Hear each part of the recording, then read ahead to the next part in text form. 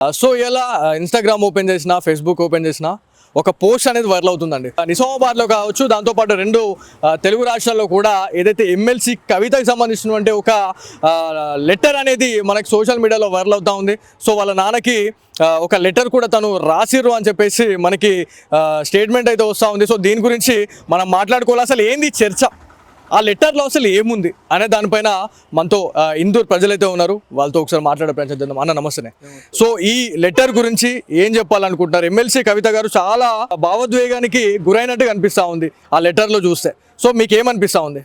మొదట ఈ K family అంటేనే తెలంగాణకు పట్టిన దరిద్రం. ఆవిడనే చెప్పింది, నేను 100 లెటర్లు రాసిన ఇప్పటి వరకు ఏ లెటర్ బయటకు రాలే, ఇదెందుకు వచ్చిందని ఆవిడ అంటున్నది. అంటే వీళ్ళ దాంట్లో కుమ్మక్కయ్యను రేవంత్ రెడ్డి ప్రభుత్వంతో ఇంట్లో ఉన్న బీఆర్ఎస్ నాయకులకు కుమ్మక్కయ్యి ఏదైతే నోటీసు తిట్టపోరా ముండగొడక అనేది ఒక సామెత ఉంటుండే మన ఊర్లల్లో. ఈయన నోటీసులు ఇస్తాడు, అంత లోపల ఒకటి ఇష్యూ బయటకు తెస్తారు. ప్రజల మైండ్ని డైవర్ట్ చేయాలనే ఉద్దేశం వీళ్ళది. ఇప్పుడు కవిత గారు లెటర్ రాసింది అలా తండ్రికి. ఎందుకు రాసింది? నీ కుటుంబంలోనే మీరు అన్నదమ్ములు బావతో నీ తండ్రితోనే చక్కగా లేనోళ్ళు నువ్వు రేపు ఏ పార్టీ పెట్టి నువ్వు ప్రజలకు ఏం చేస్తావు? గతంలో ఆవిడకు బీసీలు గుర్తుకు రాలే. బీసీలు అనేటోళ్ళని ఆట బొమ్మలుగా వాడుకుంటారు. ఒక బీసీ వ్యక్తిగా చెప్తున్నా, నేను కూడా బీసీ మోర్చా బీసీ దాంట్లో పనిచేసిన. ఎందుకంటే మాకు బాధ అయిన విషయం ఏంటంటే, ఏ అవసరం వచ్చినా ఈ చిల్లర మళ్ళా రాజకీయాలు చేయడానికి బీసీలను ముంగట తీస్తారు. మొన్న గతంలో ఆవిడ ఇక్కడ విమానాశ్రయంలో వచ్చింది, బీసీ సంఘాల వెల్కమ్ అని పెట్టేసి. ఏ బీసీ సంఘం ఎవడు పోయిండు? మీ అడుగులకు అడుగులతో 2-3 ఎవడన్నా ఉన్నాడొచ్చు, లేకుంటే మీకున్న బినామీలు ఉన్నారచ్చు. మీరు బీసీలను ముంగట పెట్టి బీసీలను ఏదో ఎలా చేస్తా అదే ఇప్పుడు పార్టీ ఏమో పార్టీ పెడతా అని అంటున్నది. ఏ పార్టీతోనూ కూడా తెలంగాణలో ఆమెతో ఒరిగేది లేదు, ఏమయ్యేది లేదు. అంటే చాలా మంది ఏమంటున్నారు అంటే, ఆ లెటర్ గురించి చాలా మంది చూసిన తర్వాత ఏంది ఇదే మాట ఫోన్ చేసి మాట్లాడితే అయిపోతుండే కదా, ఇదంతా ఏం పంచాయతీ ఇది ఏంది అసలు, అంటే మీకే సఖ్యత లేకుంటున్నది, మీరు లెటర్లు రాసి ఓలని పాగలేద్దాం అనుకుంటున్నారు అని చెప్పేసి కూడా కొంతమంది వెకిలిగా కామెంట్లు కూడా పెడుతున్నారు. అంటే ఇదంతా కూడా వట్టిగా ఇజ్జత్ తీసుకుంటున్నారు వాళ్ళే అన్నట్టుగా అనిపిస్తూ ఉంది. వాళ్ళకి ఇజ్జతే లేదు ఆ కుటుంబానికి. తెలంగాణలో ఒకటి చెప్పవలసిన విషయం ఏంటంటే, ఇవన్నీ డ్రామాలు. ఇప్పుడు నువ్వు నీ కుటుంబమే అన్నకు రాఖీ పండగ వచ్చి హెల్మెట్ పెట్టి రాఖీ కట్టొస్తుంది, కానీ అన్న నువ్వు ఇది చేస్తున్నా తప్ప నీ ఇంట్లో మాట్లాడుకో కదా. మాకెందుకు చెప్తున్నావు? తెలంగాణ ప్రజల దిమాకెందుకు ఖరాబ్ చేస్తున్నారు మీరు? నీ లెటరు మొన్న బహిరంగ సభ పెట్టిరు, ఏదో 1,50,000 మంది వచ్చారు, ఏదో చెప్పుకుంటారు. మీరు ఆడ వర్రొచ్చు కదా, మైకుండి ఆపలేరు. మళ్ళీ కేసీఆర్ గారిని కూడా అక్కడ ఎవరు ఆపలేరు. ఎవరు ఆపిన దగ్గర ఉన్నారు? నీకు కూడా ఉన్నావు. నీది ఇంకో ఏడన్నర అయితే ఎమ్మెల్సీ అయిపోతుంది. ఇంకో పదవి కావాలంటే అప్పటి నుంచి నువ్వు ప్రజాక్షేత్రంలో అయితే గెలువు. అరవింద్ అన్న నిజామాబాద్ లో ఉన్నన్ని రోజులు ఈమె తెలంగాణ లెక్క నిలబడ్డా ఆమె ఓడిపోతుంది. ఇప్పుడు మీరు ఒక మాట మాట్లాడుతూ ఉన్నారు, అంటే కాంగ్రెస్ ప్రభుత్వం, దాంతో పాటు ఎవరైతే కల్వకుంట్ల కవిత గారు, వీళ్ళిద్దరు కలిసి ఇదంతా ఆడుతున్న డ్రామా అని మీరు మాట్లాడుతూ ఉన్నారు. అంటే వీళ్ళంతా పక్క దోషాన్ని చేస్తున్నారు అనుకుంటారా కాంగ్రెస్ బీఆర్ఎస్? అంటే గతంలో కూడా మొన్న పేపర్లు వచ్చింది కదా, వీళ్ళిద్దరు ఒక కంపెనీలో డైరెక్టర్లు అని, రేవంత్ రెడ్డి గారు ఆమె మేడం గారు డైరెక్టర్లు అని మేము పేపర్లో చదివినాం. మేము అంతదాకా పోలే, కానీ చెప్తున్నా వీళ్ళిద్దరు డైరెక్టర్లు అని అంటే వ్యాపార సంబంధాలు ఉన్నాయి. రేపు ఇప్పుడు ఈమెను కాపాడాలరే. ఇప్పుడు ఏసీబీ నోటీస్ వచ్చింది, ఆయన అమెరికాలో పోయి బీఆర్ఎస్ రజతోత్సవ సభ చేస్తుండని తెలిసి ఇలా నోటీస్ ఇచ్చిండ్రు. ఆయన రాడు. ఈ నోటీస్ మీద నాకు నోటీస్ ఇస్తామని ఇక్కడ తిట్టిపోతాడు, ఆయన ఆడుంటాడు. అంతలోపట్ల పబ్లిక్ మైండ్ డైవర్ట్ చేయాలా. అన్నకు నోటీస్ వచ్చిందట, పార్టీపై విలువ పోతుందేమో, వీళ్ళు ఆడుతున్న డ్రామాలే కనిపిస్తుంది మాకు. ఏమన్నా ఇంకొక విషయం ఏంటంటే, క్లియర్ కట్గా కల్వకుంట్ల కవిత గారు ఒక స్టేట్మెంట్ కూడా దాంట్లో రాయడం జరిగింది లెటర్ రూపంలో. నాన్న నీ పక్కన ఉన్నటువంటి వాళ్ళు ఎవరైతే ఉన్నారో కొంతమంది దాంట్లో దొంగల లాంటి వాళ్ళు కూడా ఉన్నారు, వాళ్ళని చూసుకొని కూడా చాలా మంది కార్యకర్తలు మీ దగ్గర దాకా రాలేకపోతా ఉన్నారు అని చెప్పేసి కూడా కొన్ని మాటలు కూడా రావడం జరుగుతూ ఉంది. సో దీని గురించి ఇప్పుడు ఆవిడ ఎంపీగా ఉన్నప్పుడు ఎవరిని రానిచ్చిందండి? ఆ ఫ్యామిలీ ఎవరిని దగ్గర రానియారు? బాప్ బేటా బేటీ దామాద్ సాడుకా బేటా 5 బస్సే తెలంగాణకు బర్బాద్ కర్ది. ఇప్పుడు ఆమె నిజామాబాద్ ఎంపీ ఉన్నప్పుడు ఏ పబ్లిక్ని ఏడగలిచింది? ఎన్నడన్నా పబ్లిక్ మీటింగ్లలో కానీ పబ్లిక్ సమస్యల మీద తిరిగిందా? డెవలప్మెంట్ మొత్తం నేనే చేసినాం అని చెప్పి చెప్పుకుంటా ఉన్నారు. ఇది అంటే వాళ్ళు తెలంగాణ ఆవిర్భవించిన తర్వాత ఈ 10 సంవత్సరాలలో ఎవరు ఏని డెవలప్మెంట్ మేము చేసినామని వాళ్ళు గల్లెగరేసుకుంటే చెప్తా ఉన్నారు. అంటే వాళ్ళు చేయలేదని చెప్తారా మీరు? ఇప్పుడు గత 50-60 సంవత్సరాల నుంచి అక్కడ మాధవ్ నగర్ది హైదరాబాద్కు మనకు అది ఒకటే రూట్ ఉండే. అక్కడికి వెళ్ళి పోవాలంటే గేట్ పడుతుండే, అంబులెన్స్లా పేషెంట్లు పోవాలంటే చనిపోయిన వాళ్ళు కూడా ఉన్నారు. కానీ గౌరవ కీర్తిశేషులు ధర్మపురి శ్రీనివాస్ గారి ప్రభుత్వం, కాంగ్రెస్ ప్రభుత్వం ఉన్నప్పుడు అక్కడ బైపాస్ రోడ్ తీసుకురావడం జరిగింది. ఆ బైపాస్ వచ్చినాక కొద్దిగా మంచిగా అనిపించింది తెలంగాణ మన నిజాం ఇందూర్ ప్రజలకు. దాన్ని దృష్టిలో పెట్టుకొని అతని తనయుడు అరవింద్ అన్న గారు అక్కడ ఒకటి ఫ్లైఓవర్ వేసేస్తే కూడా మనకు ప్రాబ్లం పోతుందని వీళ్ళు దానికి అక్కడ మేము ధర్నా కూడా చేయడం జరిగిందండి. ఎందుకంటే వీళ్ళు రాష్ట్ర ప్రభుత్వం సహకరిస్తలేదని.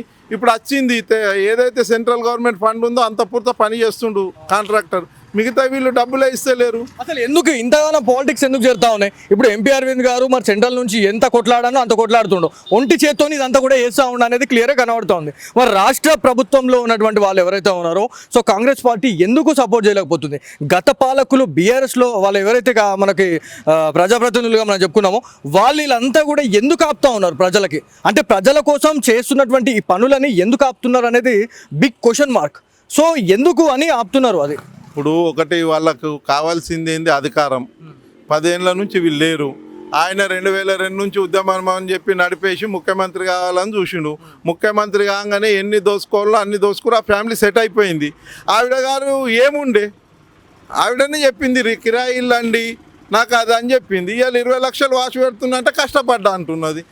వాళ్ళ అత్తగారు కూడా మన దగ్గరనే, ఇక్కడ జనపల్లి దగ్గరనే. కిషన్ రావు వాళ్ళ మా అమ్మకు గుర్తు పరిచయమే. అంటే ఇక్కడ స్థానిక ప్రజలకు కొందరికి పరిచయమే. వాళ్ళ ఫ్యామిలీ ఏంది అలా. ఇప్పుడు మా అమ్మమ్మ ఊరు వాళ్ళ అక్కడనే కేసీఆర్ గారు అక్కడనే సిహెచ్ కొండూరులు ఉంటుండే. అలా మేనల్లు అంటే మాకు అప్పుడు మేము 90 నుంచి మాకు అన్నీ తెలుస్తాయి కొన్ని. ఆయన ఇలా ముఖ్యమంత్రి అయిండు. అలా ఫ్యామిలీకి కావాల్సింది మన్మన్లు ముని మన్మన్లు ఇక ప్రపంచం మునిగిపోయేదాకా బతికేంత సంపాదించుకుంటారు. చాలా ఇడిసబెట్టురు కదా. ఇక ఫైనల్గా ఈ లెటర్ గురించి మాట్లాడుకుంటే ఇది ఒక పాలిటిక్స్ని చేంజ్ చేయాలా, రాజకీయాల్ని మళ్ళీ అంటే కొంత కన్ఫ్యూజ్ చేయాలనే ఒక లక్ష్యంతోనే ఈ లెటర్ని సోషల్ మీడియాలో వైరల్ చేశారనుకుంటున్నారా? ఇప్పుడు ఎక్కడ చూసినా ఏ సర్వే చూసినా భారతీయ జనతా పార్టీ పుంజుకున్నది తెలంగాణలో, భారతదేశంలో కాదు తెలంగాణలో కూడా పుంజుకున్నది అనేది వాళ్ళకి అర్థమైపోయింది. నువ్వన్నుండు నేనన్నుండు, నాకు సీట్లు తక్కువ పడితే నీ దాంట్లోకి వెళ్ళి పార్టీ ఫిరాయించుకుంటా, నీకైనప్పుడు నేను ఫిరాయిస్తా. కుమ్మక్కు రాజకీయమే కదా అండి. ఇప్పుడు నీకు మెజారిటీ ఉన్నది, నీకు వాళ్ళని తీసుకునే అవసరం ఏముంది? ఒకటి రాజ్యాంగం చేయాలా. ఈ అమ్ముడు వ్యభిచారం అన్న వాళ్ళన్న మర్యాద గల కడుపు కోసం చేస్తారు. ఇదేంది ఇంత నీచంగా? నియోజకవర్గ ప్రజలు దేనికని వేసిర్రు? అక్కడ టీఆర్ఎస్ అవసరం లేదు, బీజేపీ అవసరం లేదు, కాంగ్రెస్ అయినా కావాలని వేసిండు. నిజంగా మీరు మాట్లాడిన మాట గురించి మనం ఒక క్వశ్చన్ వేస్తున్నా. నేను చాలా మంది ఎవరైతే బీజేపీ కావచ్చు, బీఆర్ఎస్ కావచ్చు, కాంగ్రెస్ కావచ్చు, మిమ్మల్ని నమ్ముకున్న కార్యకర్తలు మీకు ఓటేసి గెలిపించిన తర్వాత మీరు మనకి మధ్యంతరంగా వాళ్ళు వేరే పార్టీలలో దుంగడం అంటే వీళ్ళందరినీ కూడా మోసం చేసేసి ఇక నా దారి నాదే అన్నట్టుగా వాళ్ళు వేరే వేరే పార్టీలలో జాయిన్ అవుతా ఉన్నారు. ఇది ఎంతవరకు కరెక్ట్ అంటారు? దీన్ని అయితే చాలా ఘోరం అండి. అసంటి వాళ్ళు అయితే కార్యకర్తల పరిస్థితి ఇప్పుడు కార్యకర్త బీజేపీ ఉంటే బీజేపీ జెండా పట్టుకునే తిరుగుతాడు కట్టర్ కార్యకర్త. కాంగ్రెస్ అభిమానం ఉన్నాడు, కాంగ్రెస్ టీఆర్ఎస్. ఆ కార్యకర్త నీ కోసం పనిచేస్తుండు. నువ్వు ఎక్కడో ఉంటావు నాయకుడివి, నీ పార్టీ కోసం నీ కోసం ఒక ఓటో 2 ఓట్లు అయిపోతాను తిరుగుతుండు. వాడిని మోసం చేసి గెలిచిన నెలకే నువ్వు ఇంకో పార్టీలో పోతే వాడి మనసు ఎంత కలకలవుతుంది? వీళ్ళందరూ ఉసురు తల్లి నువ్వు బతుక అవసరమా? లేదంటే మాట్లాడే నిజామాబాద్లో బాసర్ గంగ ఉన్నది, దాంట్లో వచ్చి పడుర్రి మీరు ఇట్లా కలిసిన వాళ్ళంతా. పార్టీ ఫిరాయించే దొంగలకు అందరికీ ఇదే చెప్తున్నా. ఎప్పుడైనా ఇప్పుడు నా భార్య కార్పొరేటర్ బీజేపీలో ఉన్నాం, మాకు కూడా ఆఫర్లు వచ్చినాయి. ఆ బతికెందుకు? సో ఒకటే పార్టీలో ఉండాలి, ఒకటే పార్టీలో పోవాలని మీరు అనుకుంటున్నారు. ఇప్పుడు మనకు అది కార్యకర్తగా ఉన్నప్పుడు ఆయనకు ఏదైనా నాయకుడు పని చేయకుండా ఆయన అలిగి ఇంకో పార్టీకి ఓటేసిండు తిరిగిండంటే నాకు తెలియదు. ఒక ప్రజాప్రతినిధిగా నీకు నమ్మకం చేసి నీకు ఈ పార్టీకి ఓటేసిండు, ఆ పార్టీ మీద ఉండు. లేనప్పుడు ముందే నువ్వు వేరే పార్టీలో పోవాలి కదా. ఈడ గెలిచి నేను అందులో పోతా, ఆడ ఈ పైసలు తీసుకుని ఈ బతుకు ఇది అవసరమా? రోడ్డు మీద రేపు బట్టలు వేసుకొని తిరుగుతుంటే అవే పైసలతో వేసుకుంటా అంటారు. సో ఫైనల్గా ఏదైతే ఈ లెటర్ ఏదైతే ఉందో ఈ లెటర్ గురించి మీరు 2 మాటల్లో ఏం చెప్పాలనుకుంటారు? ఫైనల్గా ఫోకస్ అండి. వాళ్ళంతా రాజకీయం, కుమ్మక్కు రాజకీయము. వాళ్ళు మీకు ఇంతకుముందు చెప్పిన తండ్రి కొడుకు కూతురు ఎవడు బిడ్డ అయినా ఎవరికైనా ఇష్టం ఉంటుంది. 1 రోజు 2 రోజులు అలుగుతారచ్చు, అల్లుడు అలుగుతాడు, సడకుడు కొడుకు కలుగుతారు, మళ్ళా కలుస్తాము. ఏడ ఫామ్ హౌస్లోనే ఎన్నో కలుస్తారు. రేవంత్ రెడ్డి అయితే వాళ్ళ దాంట్లోకి వెళ్ళి వచ్చినోడు. ఫస్ట్ టీఆర్ఎస్ అని ఉండే, టీడీపీ ఉండే, అయిపోయి కాంగ్రెస్ ఆయన ముఖ్యమంత్రి. కాక నేను ముఖ్యమంత్రి, నేను 5 ఏళ్ళు ఉండాలి, ఒక నలుగురిని గుంజుకుంటున్నా అంటే కాక ఫామ్ హౌస్లోనే ఉన్నాడు, అయిపోయింది. ఇప్పుడు బిడ్డకు లిక్కర్లో పోయి వచ్చింది, అది నిరూపణ అయిందా లేదా ఇంకా అవన్నీ ఆరోపణలతో నల్లబోయింది. రేపు ఈ రేస్ అంటున్నారు, ఇక్కడ ఏదేదో రకరకాలు ఏసీబీ నోటీస్ ఇచ్చారు, రేపు ఏమన్నా కావచ్చు, ఆ కాళేశ్వరం కూలిపోతుంది అంటారు, బాంబులు పెట్టిండ్రు అంటారు. ఎంత దళిద్రం మాట అండి, బాంబులు ఎందుకు పెడతారండి ఎవడన్నా? దేశంలో ఇప్పటి వరకు ఎన్నో ప్రాజెక్ట్స్ ఉన్నాయి, ఎన్నో ఉన్నా కూడా అవి ఇప్పటి వరకు చెక్కు చెదరని ఇన్సిడెంట్స్ కూడా మనం చూసినాం. కాకపోతే 4-5 సంవత్సరాలు కాలేదు, ఇప్పుడే ఇలా పర్రెల భాష అసలు కేంద్ర ప్రభుత్వం ఒక నివేదిక కూడా ఇవ్వడం జరిగింది, ఇది పనికిరాదు ఈ ప్రాజెక్ట్ అని చెప్పేసి కూడా చెప్పిన పర్సన్. ఇప్పుడు తెలంగాణ బాపు అని చెప్పుకున్నాడు, నేనే డిజైనర్ని దీనికి అన్నాడు. ఇప్పుడు నోటీసులు రాగానే ఆ కుంగిపోగానే నేనెందుకండి, దాన్ని ఏమన్నా చదివినా, నేను డిగ్రీ గ్రాడ్యుయేట్ కూడా కాదని చెప్తున్నాడు. అని అంటే నువ్వు ఎంత మోసం చేసినావు? ఆ సొమ్ముతో ఏమున్నది? కరోనా వచ్చిందండి, విపత్తు బీమారి, కోటీశ్వర్ ముఖ్యమంత్రి ఓడు వనికి రాలే, రాష్ట్రపతి, అక్కడ అందరూ సమానమే, ఆ వ్యాధికి అందరం సమానమే. అవినీతి అనే వ్యాధికి కూడా అందరు బలైపోతే అవి పనికిరాని పైసలే. రేపు మనకు మంచి అనేది ఉండాలా, రేపు ప్రజలు మనని యాద్ చేయాలని అంటే మనం మంచి చేయాలా. ఇప్పుడు కవిత కానీ, ఈ కవితది బోకస్ లెటర్ ఇది, వీళ్ళంతా కుమ్మక్కైన రాజకీయం. ఇప్పుడు ఈ స్థానిక సంస్థల ఎన్నికల్లో ఇక్కడ బీజేపీ పుంజుకున్నది, రానున్న 3.5 ఏళ్లలో ఎట్లా రేపు కాంగ్రెస్, ఇప్పుడు ఎక్కడ చేయను ఉదాహరణ అండి మీకు, కాంగ్రెస్ బీజేపీ భారతదేశంలో ఉన్నది, దీనికి వ్యతిరేకమే. బీఆర్ఎస్ వాడు ఏమంటాడు, కాంగ్రెస్ బీజేపీ ఒకటే అంటాడు. మరి మేము పార్టీ బీజేపీ పెట్టుకొని ఎందుకండి? వాళ్ళతో సోపస్ చేసేది ఉంటే 84లో భారతీయ జనతా పార్టీ అనేది ఉందా? అంతకుముందు జనసంఘాన్ని దీపం గుర్తు మీద ఎందుకుంటాం? ఎందరో మా దాంట్లో ప్రాణత్యాగాలు చేసిర్రు. ఓకే, మీరు ప్రాంతీయ పార్టీలు కలవచ్చు, మీరు కాంగ్రెస్తో కలవచ్చు, ఎందుకంటే అవన్నీ అవే కదా, అవే గుట్లకెళ్ళి వచ్చినాయి కదా. అప్పుడు బాబు గారిని బ్లాక్మెయిల్ చేసి నువ్వు ఈ రాజకీయం ఎత్తుకుంటూ ఈ తెలంగాణ ఉద్యమాన్ని ఇలా మోసం చేసినావు, బర్బాద్ చేసినావు తెలంగాణని. ఒక్కటే నమస్తే, వాళ్ళకు చేతులే దండం పెడుతున్నా, మీ ఫ్యామిలీ గొడవలని మా తెలంగాణ ప్రజల మీద రుద్దకండి.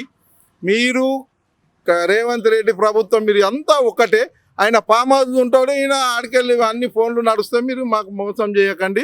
జై జవాన్ జై కిసాన్, భారతీయ జనతా పార్టీ జిందాబాద్. సో ఇదండి మొత్తానికి ఏదైతే సో మనం చూడొచ్చు, ఏదైతే కవిత లెటర్ గురించి సోషల్ మీడియాలో వివిధ రకాలుగా మనకి విమర్శలు అయితే వస్తూ ఉన్నాయి. సో నిజామాబాద్ జిల్లా ప్రజలతోనే ఒకసారి ఈ విషయం గురించి డిస్కస్ చేద్దామంటే వాళ్ళు ఏమనుకుంటారు అనే దానిపైన అయితే మీరు ఒకసారి వీడియో చూస్తే మీకు క్లియర్ కట్గా అర్థమై ఉండొచ్చు. ఇదంతా కూడా ఒక పొలిటికల్ స్ట్రాటజీ లాగా వాళ్ళు ఇదంతా ఈ గేమ్ ప్లే చేస్తూ ఉన్నారని చెప్పేసి మనకైతే క్లియర్గా తెలుస్తూ ఉందని చెప్పి చెప్తున్న పరిస్థితి.